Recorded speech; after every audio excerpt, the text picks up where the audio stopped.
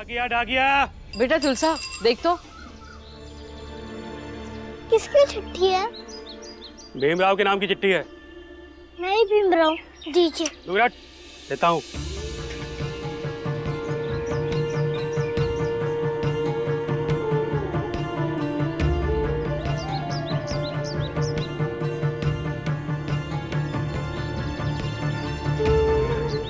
किसकी चिट्ठी है बेटा?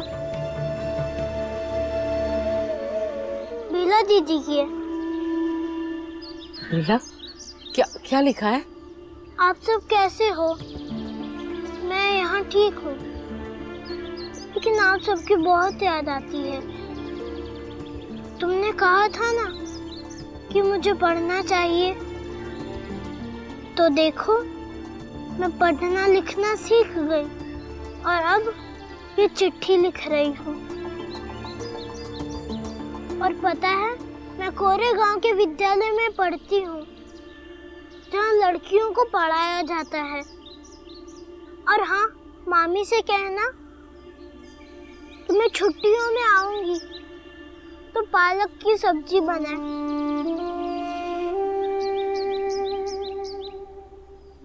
जो तुम्हें भी पसंद है और मुझे भी। तुम्हारी बेला दीदी। आया भी इस दुनिया में नहीं रही, लेकिन आप जरूर आना बेला दीदी। और जीजाबाई तुम दोनों को पालक की सब्जी बनाकर खिलाएंगी। आज नहीं आई, पालक की सब्जी तो बना रही है। भीम, अब इस घर में तुम्हारी पसंद का कुछ नहीं बनेगा। अरे हाँ, बनाने वाली थी, लेकिन सारी पालक सड़ी हुई निकली। क्या जीजाबाई, तुमने सड़ी हुई पालक लाई? सारी की सारी फेंकनी पड़ी मुझे। ए भीमराव, डाकिया गुजरा है इधर से। किसकी चिट्ठी आई है? हाँ, कहीं तेरी मरी हुई आई ने नरक लोक से तुम लोगों के लिए बुलावा तो नहीं भेजा है ना?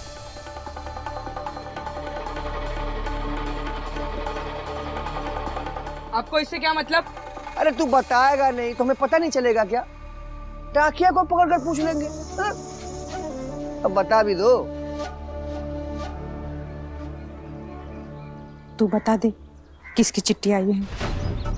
राम जी, यही है। बता दे, ताकि उन लोगों को विश्वास होगा कि तुम उनके पक्ष में हो, और बाकी जो भी होगा हम दोनों मिलकर संभालेंगे। जा बता। बताओगे? दूसरे कोई काम नहीं है आप लोगों के पास? किसी बेला की चिट्ठी आई थी कोरेगांव से।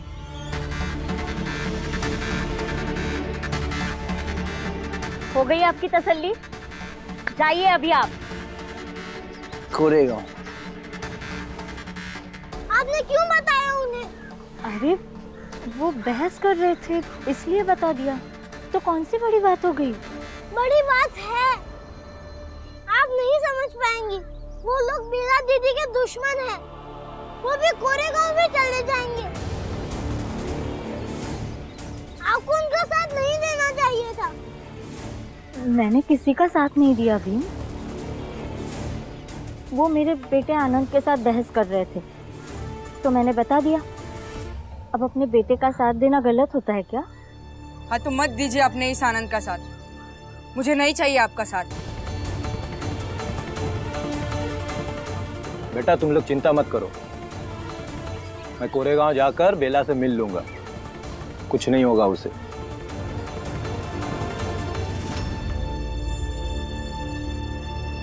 आप कृपा करके मेरी जिंदगी से दूर रहिए। भीम, ये कोई तरीका है बात करने का?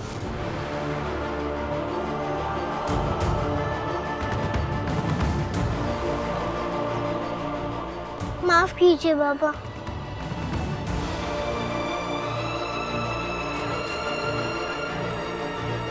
और जीजाबाई, तुम्हें इन लोगों को बताना नहीं चाहिए था।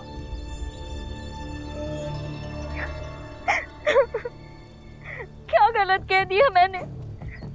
मुझे नहीं पता था इस घर का अनुशासन इतना कड़ा है कि मुझे बोलने से पहले सोचना पड़ेगा, पूछना पड़ेगा। अरे चल अंदर चल, और आगे से याद रखना। इसलिए मैं शादी नहीं करना चाहता था।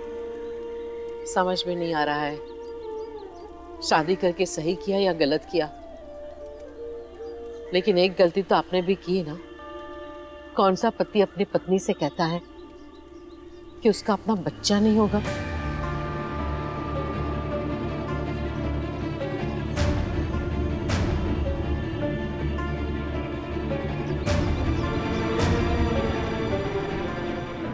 मीरा, कम से कम तुम तो मुझे समझो। क्या समझूं और क्यों समझूं? एक औरत होने के नाते मैं उसकी पीड़ा समझ सकती हूँ। लेकिन मैंने कुछ गलत नहीं किया। अब अपना पक्ष मजबूत और सुरक्षित करने के लिए सामने वाले को समझाकर अपना फैसला सुनाना ना तो उचित है और ना ही संतुलित है। मीरा, इस बारे में मैं कुछ कहना नहीं चाहता। लेकिन मैं तो कहूंगी, जब तक मैं जिंदा हूँ। देख रही हो, जो हो रहा है वो होना जरूरी है। एक बार ऐसे ही सबको अंदर से झक जोड़ोगी तो जो नया बनेगा वो तुम्हारा होगा। ये खबर अद्भुत भी है और प्रमाण भी है इस बात का कि जीजाबाई अब हमारे पक्ष में आ चुकी है। अब तो कलह भी शुरू हो गया होगा उस घर में, और जिस घर में कलह शुरू हो जाए तो समझो उस घर का विनाश बहुत जल्द होगा। महाराज, बेला जो कोरे गांव में है उसका कुछ करे? नहीं नहीं, बेला बीता हुआ कल है और बीते हुए कल के बारे में अधिक नहीं सोचना चाहिए। अब आने वाला कल राम जी के घर में शुरू होने वाले विवाद से उत्पन्न होगा, और इसलिए इस समय बस इसी पल का आनंद लो।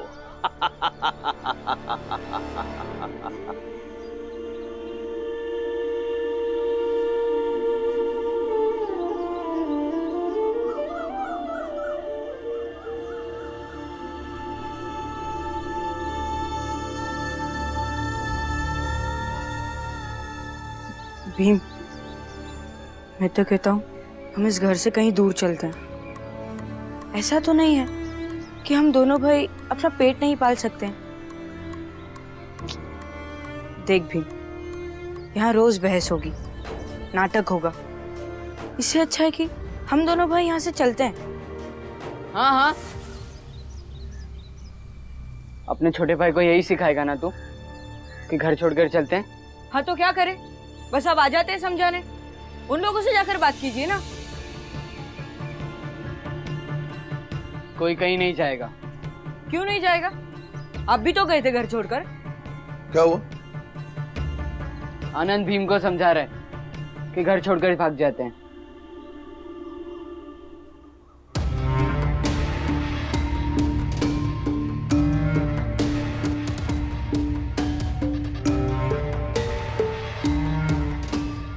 बेब, मेरे साथ चलो, तुमसे कुछ बात करनी है। चल।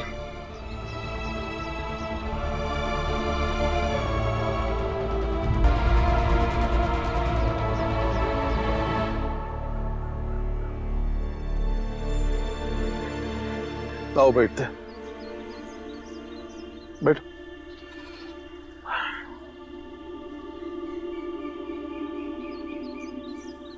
देखो बेटा, ठंडे दिमाग से सोचोगे तो समझ जाओगे कि जीजाबाई तुम्हारी कोई दुश्मन नहीं है। जब घर में कोई नया सदस्य आ जाता है तो उसके साथ सामंजस्य बिठाने में थोड़ी सी दिक्कत होती है, लेकिन समझदार व्यक्ति सब कुछ कर लेता है। बाबा, ये समझदारी की उम्मीद आप मुझसे कर रहे हैं? हाँ, क्योंकि मैं तुम्हें समझदार मानता हूँ। तो बाबा, मुझे ऐसा लगता है कि उन्होंने गलत किया है। उन्हें बेला दीदी का नाम नहीं बोलना चाहिए था।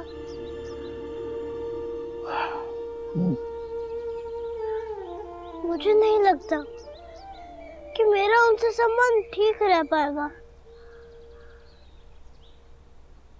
लेकिन मुझे लगता है, देखो बेटा, किसी के साथ अगर संबंध बढ़ाओगे तो एक दूसरे को ज्यादा जान पाओगे और फिर एक दूसरे के हिसाब से जीने की कोशिश करोगे। अगर तुम ऐसे ही जीजाबाई से भागते रहोगे, लड़ते रहोगे, चिढ़ते रहोगे, तो कैसे होगा? पापा, मुझे पहली बार ऐसा लग रहा है कि आप सही गलत की वजह पसंद नापसंद में से एक को चुन रहे हैं। भीम, सही कह रहा। दो रिश्ते बचाने के लिए कई बार तीसरे व्यक्ति को सही गलत से हटकर अलग सोचना पड़ता है, और मैं वही कर रहा हूं, क्योंकि दोनों बातें सच है। ये भी सच है कि तुम मेरे बेटे हो, और ये भी सच है कि जीजाबाई मेरी पत्नी है।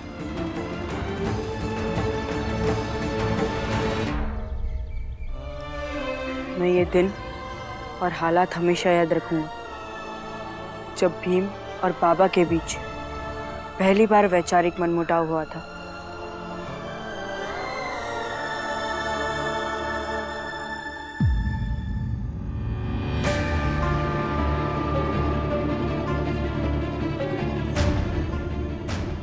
दूसरे कोई काम नहीं है आप लोगों के पास? किसी बेला की चिट्ठी आई थी कोरेगांव से। कभी कभी तू कल्पना करना कि जब तू पढ़ाई कर रहा है और तेरा ध्यान भटक रहा है पढ़ाई से, तो तेरी आई तुझे आके डांट रही है।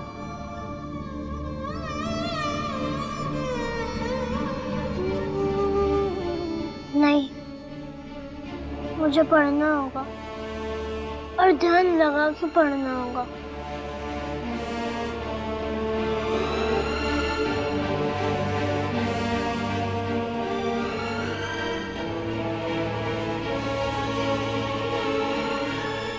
बाद में पढ़ लेना, खाना खाने चलो, सब लोग इंतजार कर रहे हैं। नहीं, मुझे भूख नहीं है।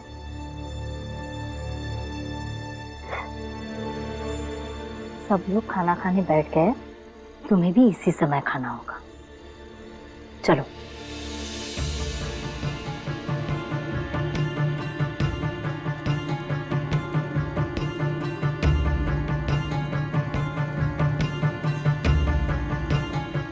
क्या हुआ? अरे कुछ नहीं हुआ, वक्त पर खा लेगा तो सही रहेगा ना, बाद में पढ़ता रहे। लेकिन मुझे भूख नहीं है तो मैं क्यों खाऊं? तो ठीक है, मत खाओ, मैं भी नहीं खाऊंगी। देखिए, कृपा करके आप खा लीजिए, और मुझे आपसे कोई दिक्कत नहीं है। बस आप मुझे अकेला छोड़ दीजिए। मैं मेरी आई के बहुत करीब था, लेकिन ये सारी बातें स्वीकार नहीं कर पाया हूँ। वक्त लगेगा, आप सब खा लीजिए।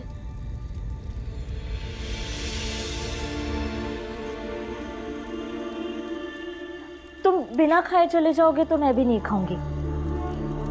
मेरी आंखों के सामने ये सब होते हुए नहीं देख सकती मैं।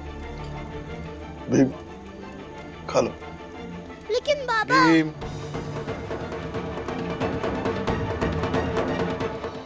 बाबा का आदेश है, खाना खा लो।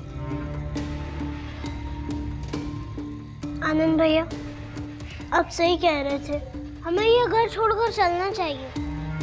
तो फिर चल भी। क्या बकवास है? हाँ?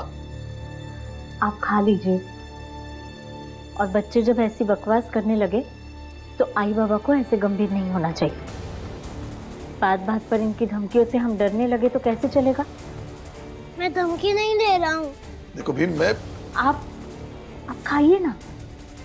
और फिर सिर्फ ये बच्चे आपकी जिम्मेदारियां नहीं है, शायद मैं भी हूँ। और अब भीम को ये समझना होगा कि उसके बाबा जिसे विवाह करके यहाँ लाए हैं उसके साथ और अपने बाबा के साथ इस नए समीकरण में कैसे बर्ताव करना चाहिए। इतनी छोटी सी बात का पतंगड़ क्यों बना रहे हो तुम लोग? हमने तो बहुत देखा है कि भीमराव ऐसे मसलों पर परिपक्व संतुलित फैसले लेता है। फिर इस बार क्या हो गया, क्यों नहीं समझ रहा है? माफ कीजिएगा काकी, पर इस वक्त आपका हमारे घर में क्या काम? यह हमारे घर का आपसी मामला है, हमें आपस में ही सुलझाने दीजिए। तुम मेरी उम्र में आओगे ना, तब समझोगे। और नई शादी के बाद जब खुशी और शांति के बजाय किचकिच हो तो रिश्तेदारों को कहाँ चैन पड़ता है? फिर वो बार बार कैसे नहीं आएंगे?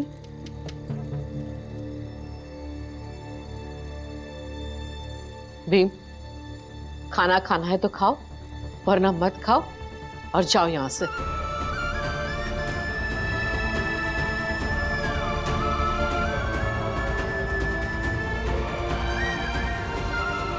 भीम ये तू क्या कर रहा है?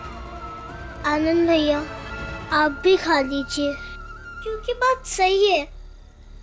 अगर हम जाएंगे तो बाबा का अपमान होगा और इनका भी, जिन्हें बाबा विवाह करके लाए हैं।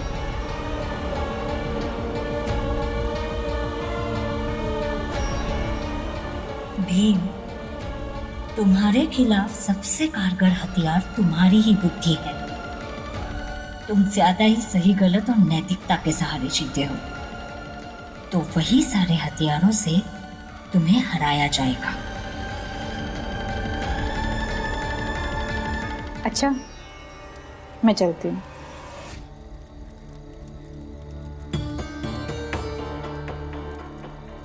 भीम, मुझे बहुत गुस्सा आ रहा है।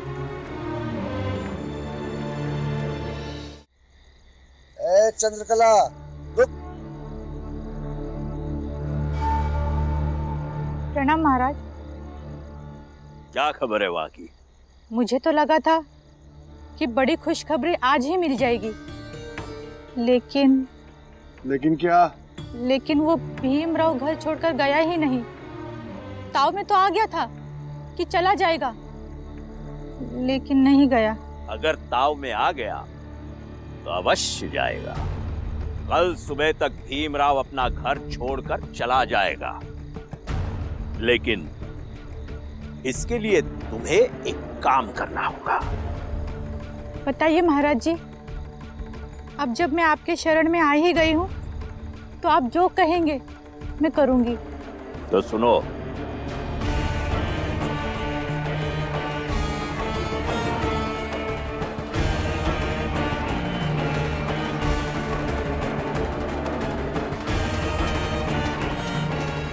ये सब तुम्हें अपने घर वालों से बच बचा के करना होगा, ताकि उन्हें ये शक ना हो कि तुम हमारे पक्ष में आ गई। जी। ये भी याद रहे कि भीमराव के बहुत समर्थक है तुम्हारी बिरादरी में। जितना आपने कहा है मैं सब याद रखूंगी। तो जाओ, इस कार्य को शीघ्र संपन्न करो। जी महाराज जी, प्रणाम।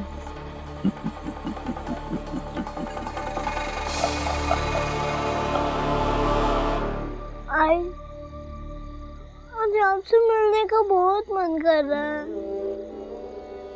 लेकिन आज नहीं मिलूंगा, क्योंकि मेरी और आपकी जो कल्पना वाली दुनिया है उसमें किसी तीसरे की शिकायतें लेकर नहीं आना चाहता हूँ।